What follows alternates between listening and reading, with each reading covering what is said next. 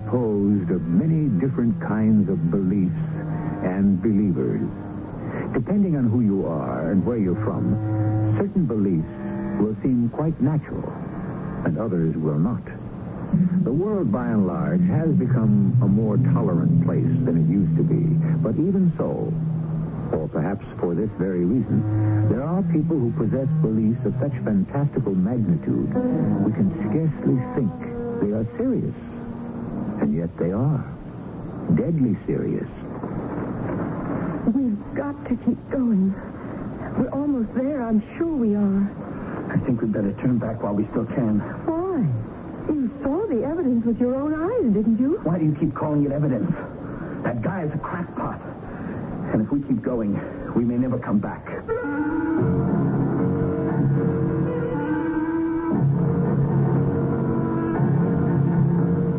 Our mystery drama, The Believers, was written especially for the Mystery Theater by Percy Grainger and stars Christopher Tabori. It is sponsored in part by Contact, the 12-hour cold capsule. I'll be back shortly with Act One.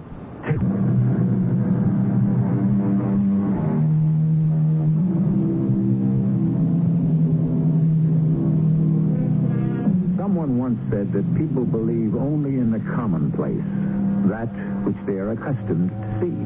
But Emerson maintained that we are born believing, and that we bear beliefs as trees bear apples.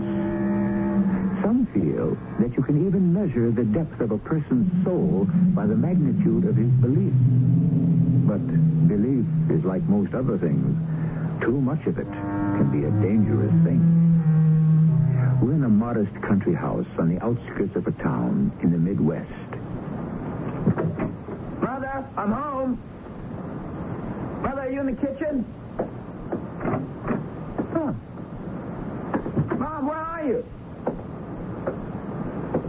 Oh, there you are. You've been in the parlor the whole time?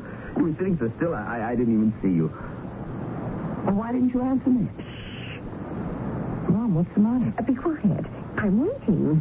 Waiting for what? Get away from that window. He might see you. Who? What's going on? Something very strange. I don't see anyone out there. I know. That's just it. Oh, no, Mother. It's that neighbor of ours. That's Mr. Bolivar. Oh, now, Mom, not that again. I tell you, Alan, something very immoral is happening over there. Now, Mr. Bolivar is a perfectly harmless old guy. How does he make his living? Well, that's none of our business. But we don't know, do we?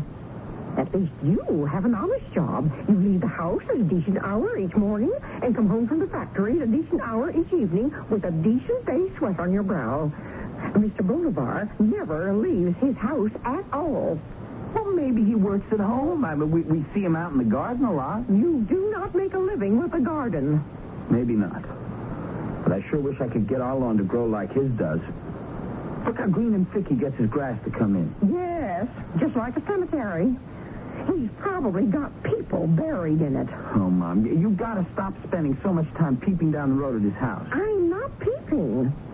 Something is going on, Alan, and if something is going on, it isn't peeping to try to find out what.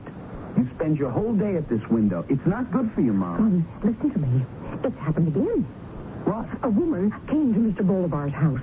She went in, and she hasn't come out. Is that her car in his driveway? Alan, it's begun to happen more and more often.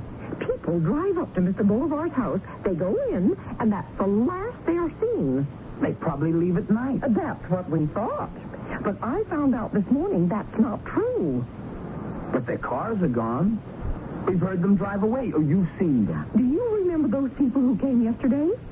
Well, early this morning, the car left. I heard it. It woke me up just like it always does. But this was the first time it hadn't been pitch dark. It was just after dawn. You'd already gone to work. I rushed to the window, and you know who was driving the car? Even Bolivar himself. And he was all alone. He returned about 2 hours later on foot. Now, you tell me there's nothing wrong going on. Are you sure there wasn't anyone else in the car? I'm absolutely positive. And now he's got some fresh victims in there at this very moment. It may already be too late to save them. What do you think we should do? Well, I think you ought to go over there and find out what's happening. Me? Well, you two have always had a friendly wave for each other. Mom, I had a long day in the factory. I'm tired. Alan, he always comes out about this time of day to tend his garden. Now, you go wash yourself up, and I'll keep watch. What about our supper? Oh, look, there he is now. Hurry, dear. Now's your chance. What am I supposed to say? Well, I don't know, but you're a clever boy. Just don't let him know you suspect anything. And don't worry, dear. I'll be watching you.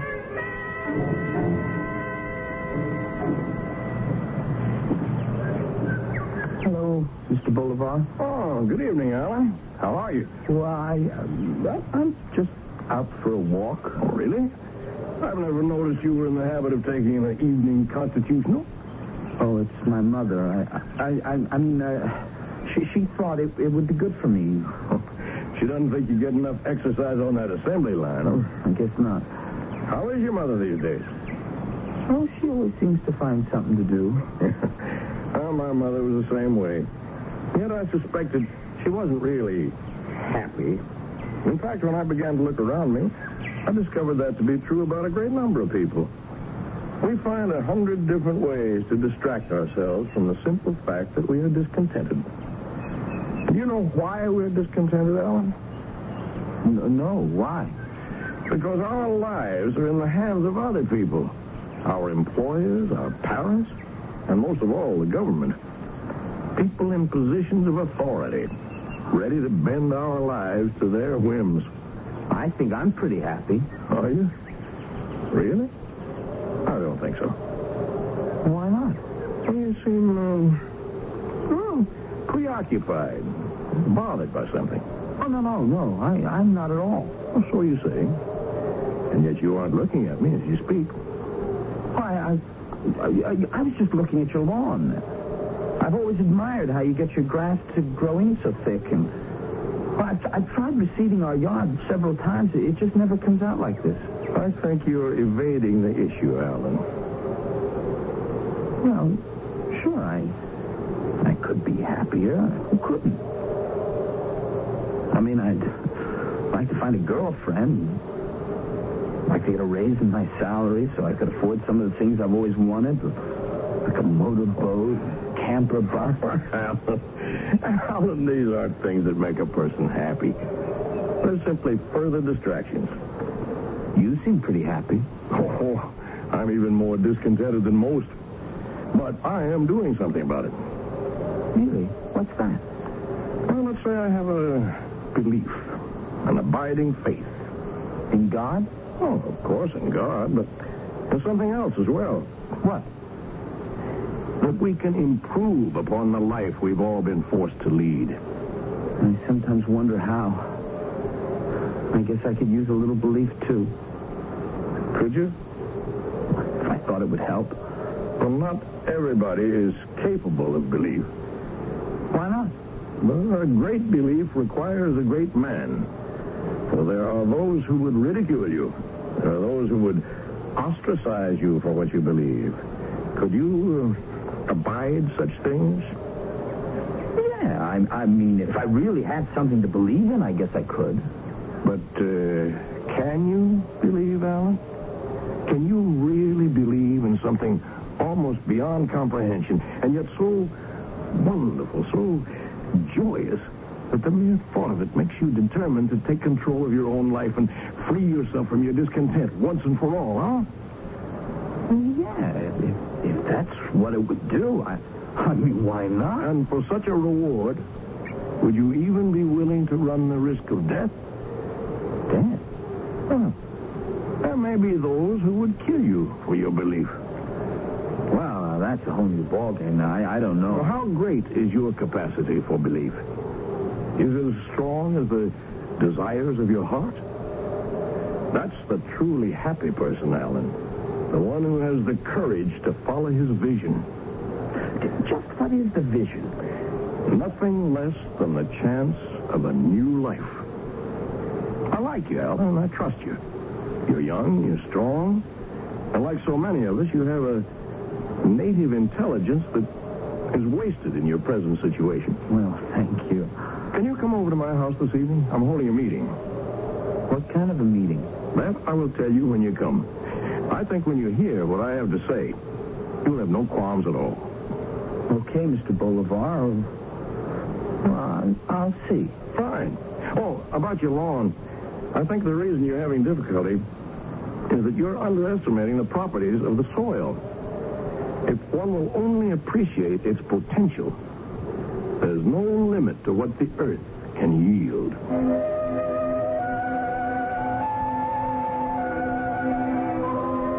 Well, what was he saying? He invited me to his house tonight for a meeting. Oh, dear. I don't think I better go. Oh, no, absolutely not. Alan, you're all I've got. I could never forgive myself if you disappeared. What did he say the meeting was about? Belief. Belief? In what? Some kind of new life. He said he'd explain it all at the meeting. Oh, but you're right. I don't think I should go. What time is the meeting? 8 o'clock. If I make you your dinner right away, you can be finished by then. What? Now, I think you've got to go. Oh, no. We've got to find out what is happening, don't we? I mean, all those poor people. Maybe we should just call the police. No. What if they didn't find anything? Then Mr. Bolivar would be after us. But I'd be putting my life in danger, Mom. Well, yes. Yeah, but forewarned is forearmed. You'll be prepared. And Alan, you're much bigger than he is. What can he possibly do to you? Yeah, but... Anyway, it's a meeting, isn't it? I mean, there will be other people there, so you outnumber him. No, you have to go, son. I want to know what's going on. Oh, Alan, good. You decided to come. I'm sorry if I'm late. We just finished supper. Oh, that's perfectly understandable. You're not late at all. Come into the parlor. Just about to begin. I'll introduce you to the other person. The other? You mean there's only one? Hello. Joan Larkin, this is Alan Pearson. Alan's a neighbor of mine. How do you do? Oh, hello. Well, I guess we can begin. No one else is coming? I don't think so. Not tonight. But as we tend to forget in this day and age of mass conformity, even 2 individuals can make a quorum. And now, Alan, if you'll have a seat next to Joan, I'll welcome you to our society and tell you exactly why you're here. A precipice is something villains traditionally leave heroes verging on at the end of an act. But no matter how high the precipice, one can always see where he will fall if he fails to hang on. A precipice of the mind is an altogether different matter, for it affords no view of the abyss that awaits the hapless victim.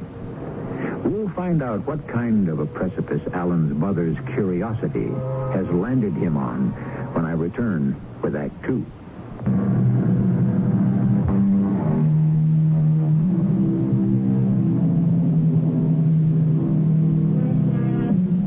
The secret society is as old as mankind. Small groups of people who consider themselves the elect have always formed clandestine groups and flattered themselves with secret codes and rituals, and sometimes with secret knowledge. Knowledge that they feel gives them insight to the mysteries of life and death. Evan Bolivar has spoken cryptically of the chance of a new life, the chance to escape this world. Let us rejoin him to find out more.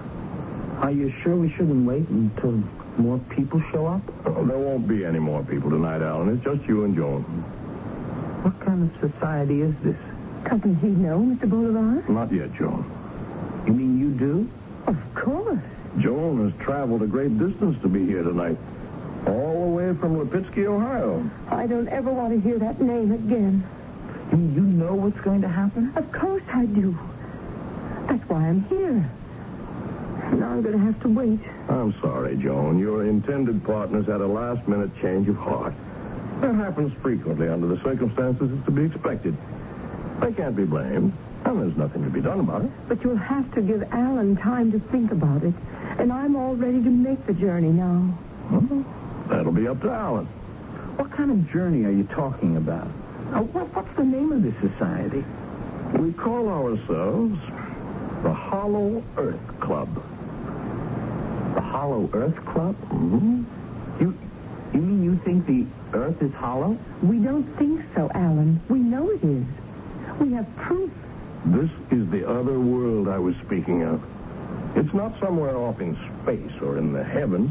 It exists right here, inside our own.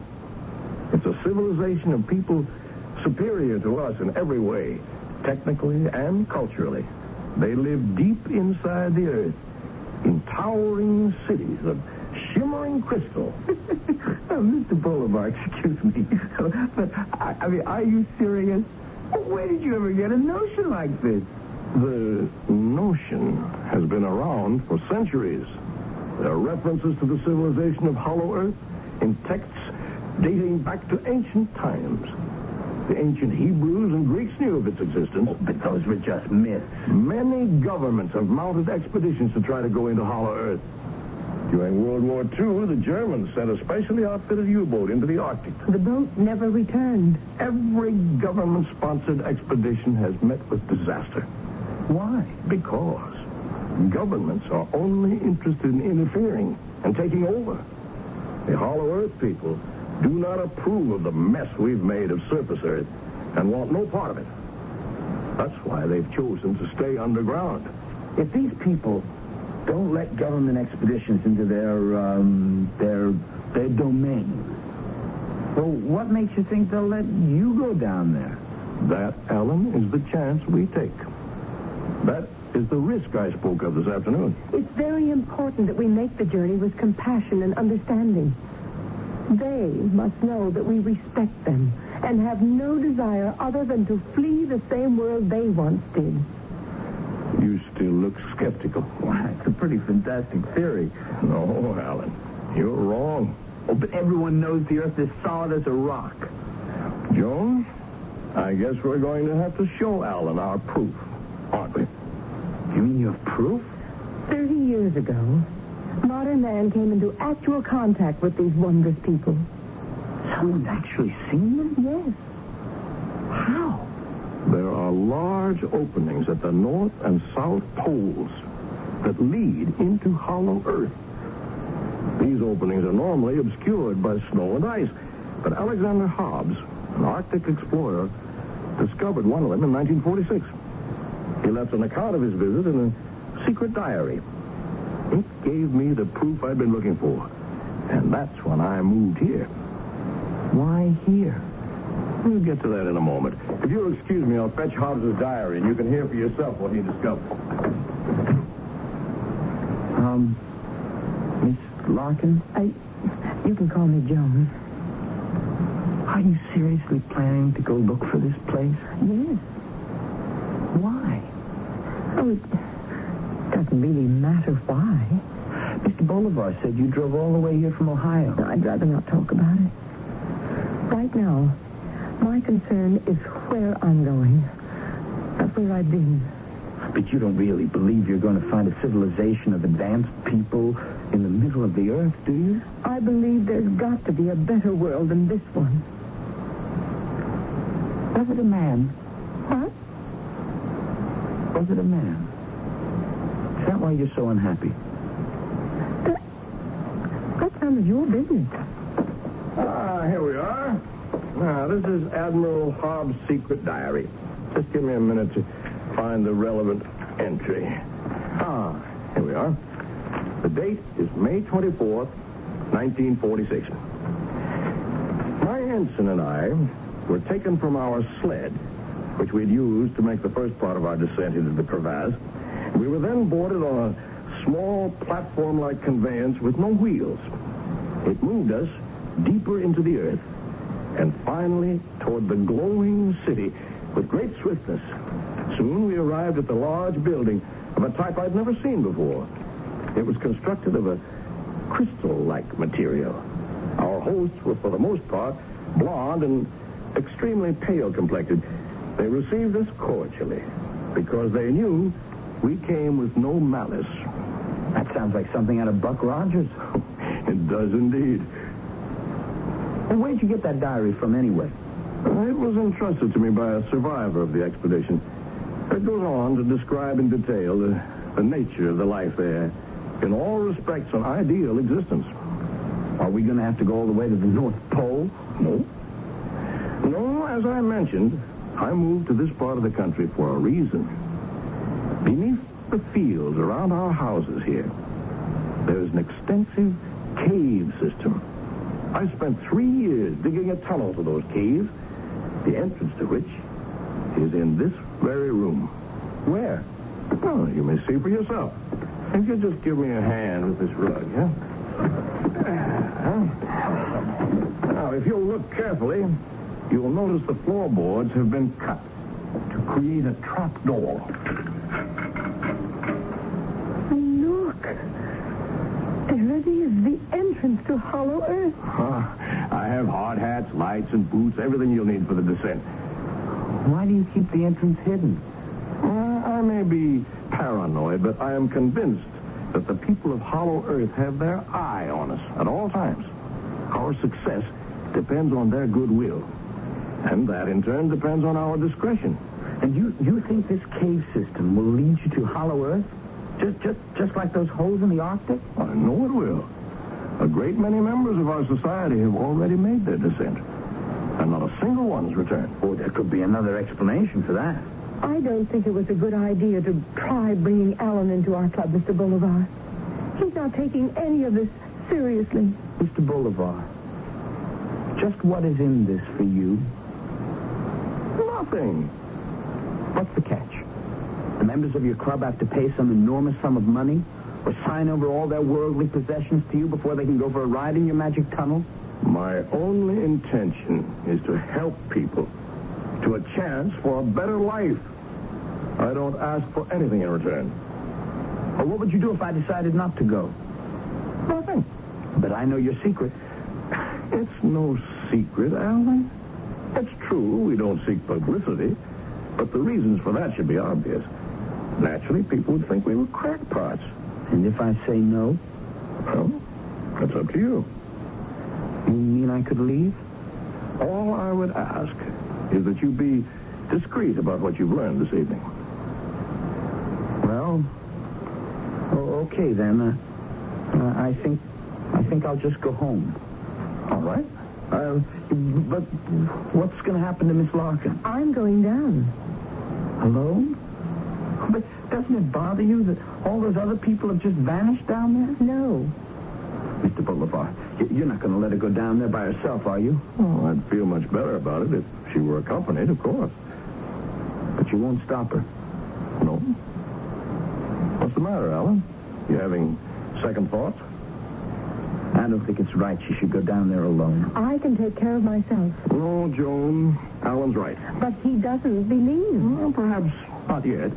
But his concern for your safety shows a charitable nature, of which I'm sure the Hollow Earth people will approve. Besides, unless I'm very much mistaken, I think I detect just a glimmer of curiosity in him. And curiosity is the beginning of belief.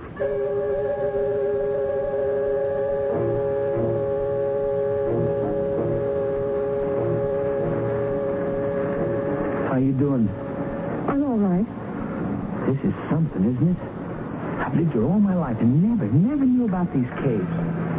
I bet we're passing into my house at this very minute. Be quiet. The less they hear of your inane chit-chat, the better. You think they're listening to us too, huh? I wish you hadn't decided to come. I feel very unsafe with you. I'm as curious as the next guy. I've always liked Mr. Bolivar, and I think his theory is, kind of neat. Oh, please don't talk like that. They're not going to let anyone enter who just thinks it's all a big joke. Well, now, you're not one of those people who's determined to be unhappy no matter what happens, are you? Because, you're not bad looking, you know. I you ever get some boy to leave you in the lurch? How do you know that's what happened? I don't. Joan, stop. Stop and listen to me. My mother's seen a lot of people come into Mr. Bolivar's house, and she's never seen anyone leave it. Mr. Bolivar drives their cars away and comes home on foot. Your precious mother. Now, Joan, I'm being serious. You don't really think those people didn't return because they found some underground El Dorado, do you? Why not? Well, 100 things could have happened to them. They could have fallen off a ledge or gotten lost or starved to death. Or maybe they just walked right out the other end somewhere into a cornfield and were so embarrassed they just went home. This is still all a big joke to you, isn't it? I'll get serious when you do. I am. I don't believe it. No one could get hurt so badly that they'd have to buy this crazy story supported by nothing but a fake diary. And I think we've let this whole thing go on long enough. Now let's just turn around and go back to reality. You have no right to give me orders. You can do whatever you want to, Alan. But I am going on.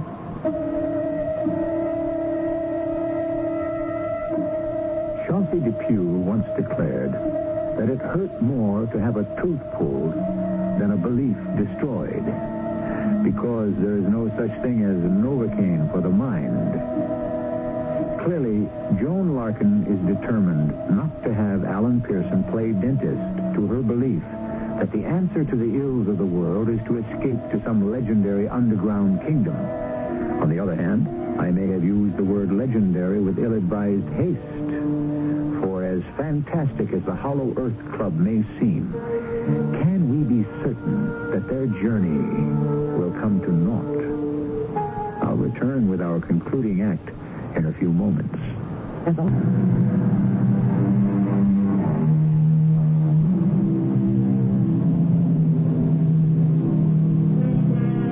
Curiosity killed the cat, and it's probably been responsible for a lot of other misdemeanors as well. As for the two people whose separate stories have brought them together under the bizarre circumstances we have been following, only one is motivated by curiosity. The other is driven by a desire to escape, and we can only speculate as to how deep that desire must be. Curiosity and desperation. Not ideal traveling companions, I should say, especially when the journey is as unusual and possibly dangerous as the one they are on. Joan, stop for a minute. What's the matter now? Now, don't you think we've gone far enough? We haven't found the Hollow Earth civilization yet. I mean, haven't we carried this whole crazy adventure far enough? Alan, you can turn around any time you want to. I told you. I'm not going to leave you down here alone. Go ahead. It wouldn't be the first time. Oh, what does that mean? I've been left alone before. At least down here, nothing can hurt me. I wouldn't be real sure about that. Are you getting scared? Frankly, yes. I don't have the same stake in this venture that you do. That's right. For you, it's just a lark. Have you thought this whole thing out? I mean, just how do you think you're going to make contact with this so-called civilization? They know we're coming. When we've gone far enough to satisfy them that our intentions are serious, they'll make themselves known to us and take us the rest of the way.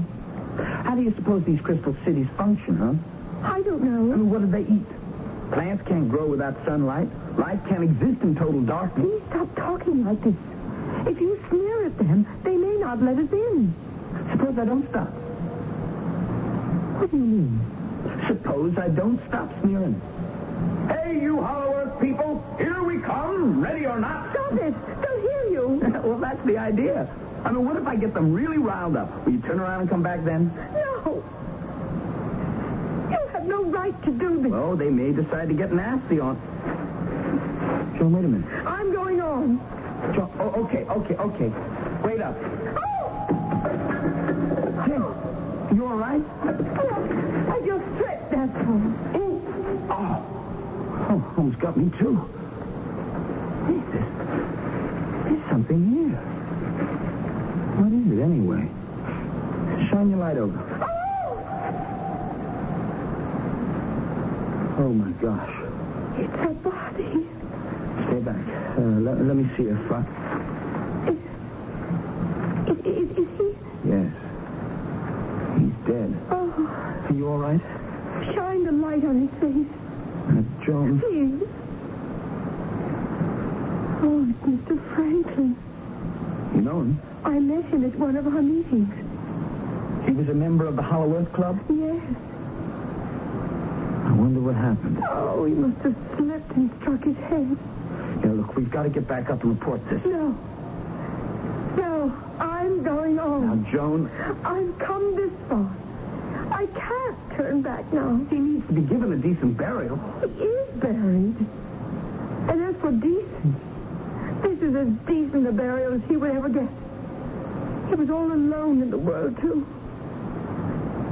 I'm going on. Joan. I want to get away from you. Okay, you win. I'm not going any further. That's fine with me. I'm sorry I laughed at you. Oh, skip it. So long. Goodbye, Joan. Joan? Joan, what's the matter? Oh, no. What? The others. All the others. They're here. Look at that. There must be 24 bodies. Are they all members of the club? Yes. Now, Joan, look. I don't want to become a nag. But I think we'd better turn back. No. Now, listen, it's ridiculous to continue. Look at this. They're all dead. Yes. I know you're right. What's that noise? What? Shh. I hear something. Someone's coming. Yes. But from which direction? It's hard to tell. Turn off your light.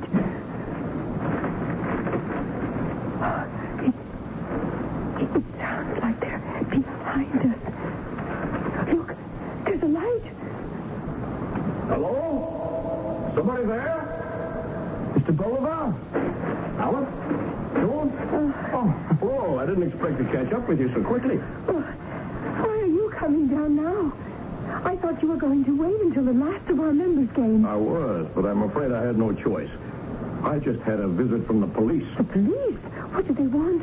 I didn't wait around to find out. Why not, Mr. Bolivar? Well, I'm sorry for those members who will not be able to make the journey with us, but my top priority must be to protect the people of Hollow Earth from the authorities. The government must not be allowed to interfere. Mr. Bolivar, we were just about to turn around. You mean go back to surface Earth? Yes? Why? Look. Shine your light on the passageway in front of us. Oh, what's happened? We don't know.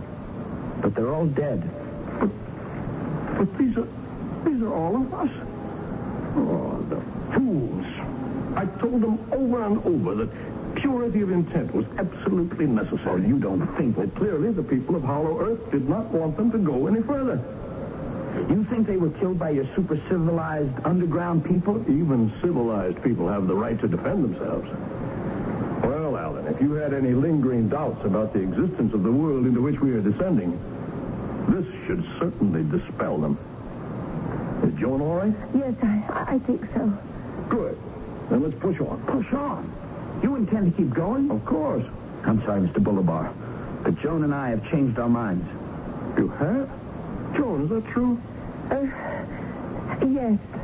Someone has to be notified about these bodies. I see. Well, this does present a problem. Why? As I said, my first priority must be to protect the people of Hollow Earth from government intrusion. What would my chances be of gaining admittance to their world if I let you go back to surface Earth and you told the authorities about this secret entrance? I'm afraid we'll have to, Mr. Bolivar, because of all these bodies. I'm afraid you won't. Alan, he's got a gun. That's right. If you two will just walk along in front of me, we will proceed.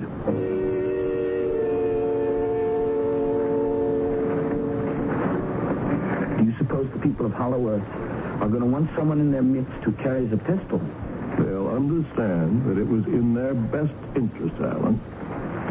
Tell me, Mr. Bolivar, What are you going to do when we come to the bottom of this cave and there's still no sign of a crystal city? Mr. Bolivar? Alan, look behind us. He isn't there. What? Mr. Bolivar? Mr. Bolivar! What happened to him? Where did he go? He must have slipped and fallen over this ledge and into that chasm.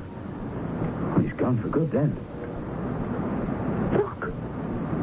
Our lights don't even reach the bottom. Alan, let's get out of here.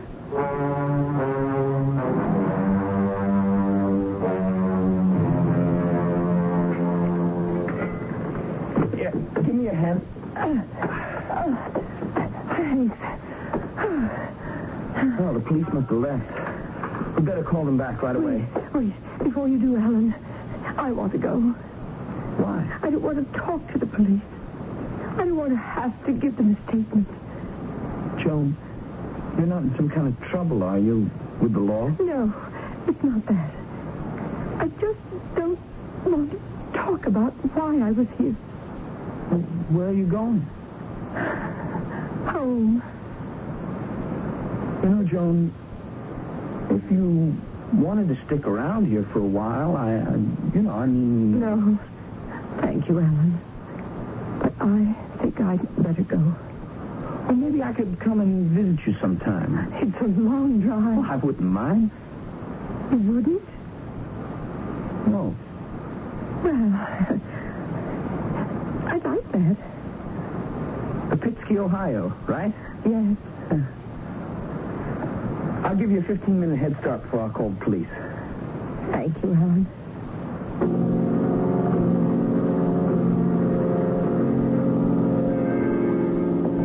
Mother, I'm home. Thank goodness. Oh, Helen, I've been so worried. Where did you go? I called the police, but when they went to Mr. Bolivar's house, they said no one was there. Oh, so it was you who called them.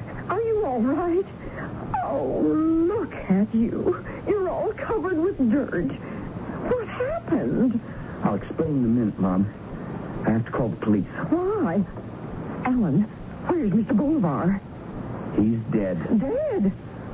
Alan, you didn't... No. You said you wanted to know what was going on. But I don't think you're going to believe it. Mr. Bolivar was president of something called the Hollow Earth Club. What in heaven's name is that? Well, it was a group of people who believed the Earth is hollow and that an advanced civilization lived down there. How ridiculous. Oh, I always suspected Mr. Bolivar was pixelated. The reason you never saw anyone leave the house is because they're all going down through a tunnel into a cave system to try to find this place. Really? And that's where you were when the police came by? Yeah. Well, did you find it? Oh, Mother, of course not. What we found were the dead bodies of all the club members. Oh, how did they die? I don't know. Mr. Bolivar tried to force us to continue at gunpoint, but then he slipped and... And what? What? Why didn't we hear anything? Alan! I was going to say he fell into a chasm. But we should have heard something. We? Who is this we? There was a girl there, too. Oh, was she pretty? Mother, something's wrong. Was she pretty? Those dead people, how did they die? There weren't any marks on them. Alan, what are you talking about? Alan, where are you going? I thought you were going to call the police. Not yet. Hey, I just want to check some things out first. Don't leave me alone. I'll come with you.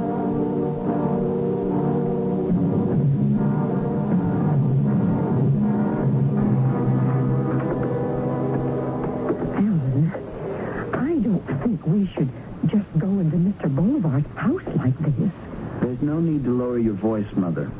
Mr. Bolivar's dead, remember? Now, how can you be sure? You said you didn't hear anything. You come through here now. What are you going to do?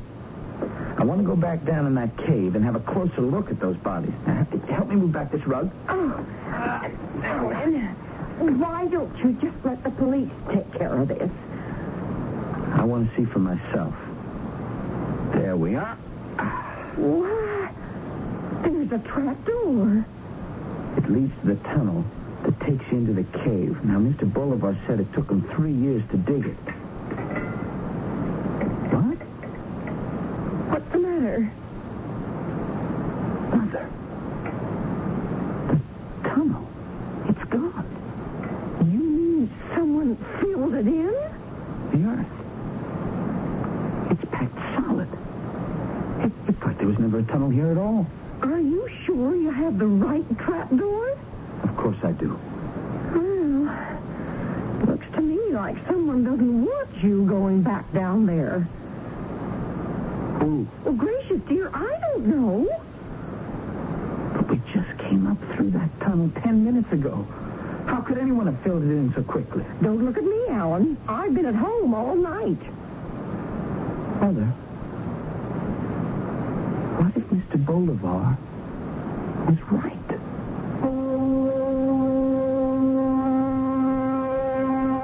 I do not believe today everything I believed yesterday. And I wonder, will I believe tomorrow everything I believed today? So pondered Mark Twain, and so might the rest of us in the sobering afterglow of our story. For even today, it is true that what exists at the center of our planet is as much a mystery as what exists in galaxies millions of light years away. There is one other loose end to our story, but that I can tie up for you when I return shortly.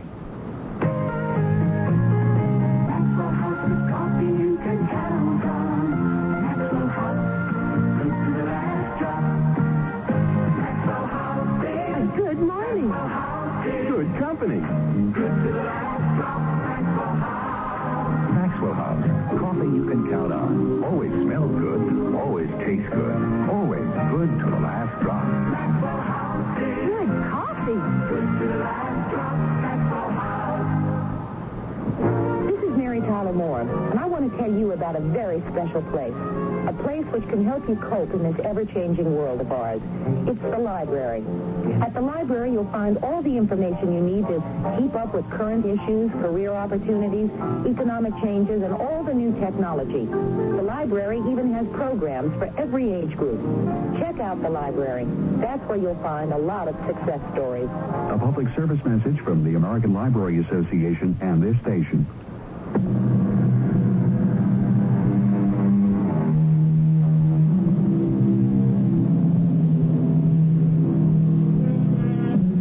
Possible that a race of creatures exists and thrives far beneath the Earth's surface.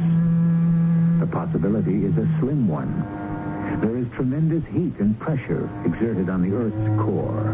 There is radioactivity, and there are all kinds of practical questions. On the other hand, the Earth's diameter is nearly 8,000 miles. That's a lot of territory. As far as from New York to Siberia. A lot could be going on down there. Our cast included Christopher Tabori, John Beal, and Joan Shea. The entire production was under the direction of Hyman Brown. And now, a preview of our next tale. You are going to look for the town of Helm. Who told you? You told me. When did I tell you? Last night, when you were asleep. Oh, well, you don't want to believe what I say while I'm asleep? Why not? I can't believe what you say while you're awake. No, sure, Rivka. What did he tell you about Helm, the Baron? He told me to find it. Oh, well, you'll find it. You won't have any trouble at all. You know why? Because you're a fool. Sure, Rivka. And Helm? Do you know what Helm is? Helm is the town of fools. What are you saying? Everyone knows it. That's why the Baron has chosen you. Oh, no. Yes, Mendele Munsche. Light is sent to find light. I won't go. You must go. But the Baron thinks I'm a fool. Why shouldn't he think so? You are a fool. This is E.G. Marshall inviting you to return to our Mystery Theater for another adventure in the macabre. Until next time, pleasant dreams.